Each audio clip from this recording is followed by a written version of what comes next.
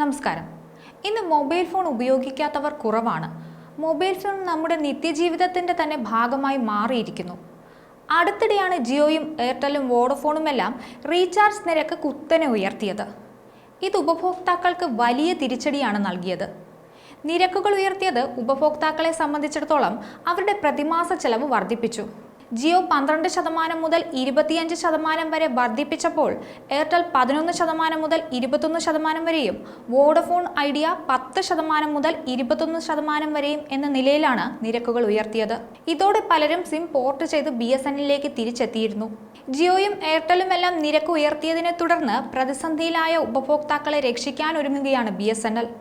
അടിച്ചു കയറി വരാൻ തന്നെയാണ് BSNL തീരുമാനിച്ചിരിക്കുന്നത്.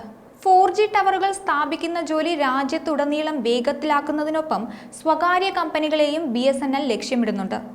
സ്വകാര്യ കമ്പനികളുടെ നിരക്ക് വർധന പരമാവധി പ്രയോജനപ്പെടുത്താനുള്ള ശ്രമത്തിലാണിപ്പോൾ BSNL.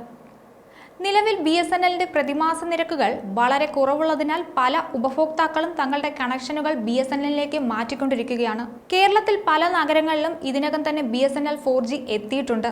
ഇന്ത്യയിലൊട്ടാകെ 1 ലക്ഷം 4G ടവറുകൾ സ്ഥാപിക്കാനുള്ള ഒരുക്കത്തിലാണ് BSNL. വൈകാതെ തന്നെ 5G അവതരിപ്പിക്കാനുള്ള ശ്രമവും BSNLന്റെ ഭാഗത്തു നിന്നുണ്ട്. BSNL പ്രതാപകാലത്തിലേക്ക് തിരിച്ചു വരികയാണ്. നിലവിൽ BSNLന്റെ മുന്നേറ്റം ജിയോയ്ക്ക് വെല്ലുവിളി ഉയർത്തുന്നുണ്ട്. ടാറ്റ ഗ്രൂപ്പുമായി 15,000 കോടി രൂപയുടെ കരാർ ഒപ്പുവെച്ച ശേഷം BSNL ഒന്ന് കളറായിട്ടുണ്ട്.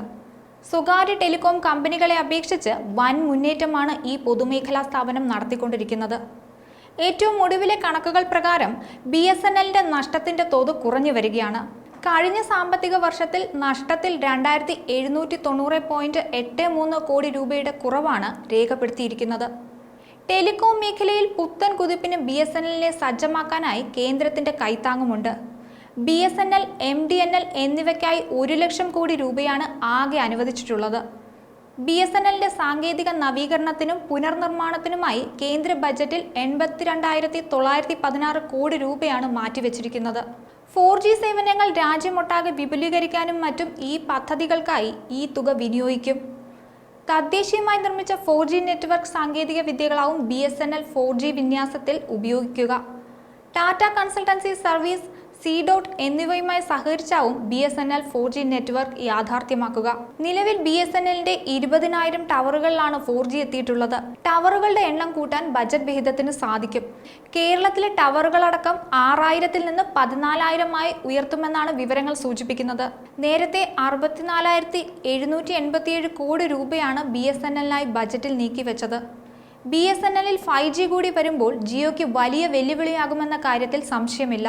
നിലവിൽ പല ഉപഭോക്താക്കളും ജിയോയിൽ നിന്ന് മാറിയിട്ടുണ്ട്. ന്യൂസ് ഡെസ്ക് ഈനാട് മലയാളം.